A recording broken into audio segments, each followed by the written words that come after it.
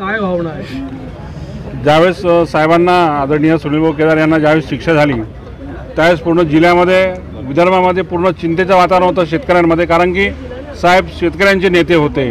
त्यांनी शेतकऱ्यांसाठी अनेक त्या ठिकाणी आंदोलनं त्या ठिकाणी केली आणि आज साहेबांना जामीन मिळाला.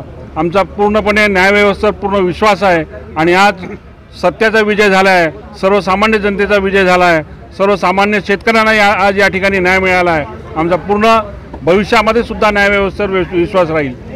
काय सांगाल, एकंदरीत राजकारण ढवळून निघालेलं होतं, कुठेतरी सत्ताधारी आणि विरोधकांच्या मधला जो संघर्ष या निमित्ताने पुन्हा पुढे आला होता. कारण की सुनील बाबू केदार हे असं एक व्यक्तिमत्व आहे महाराष्ट्रामध्ये की वजनदार नेतृत्व आहे आणि या जिल्ह्यामध्ये त्यांचं पूर्णपणे वजन आहे, राजकीय वजन आहे.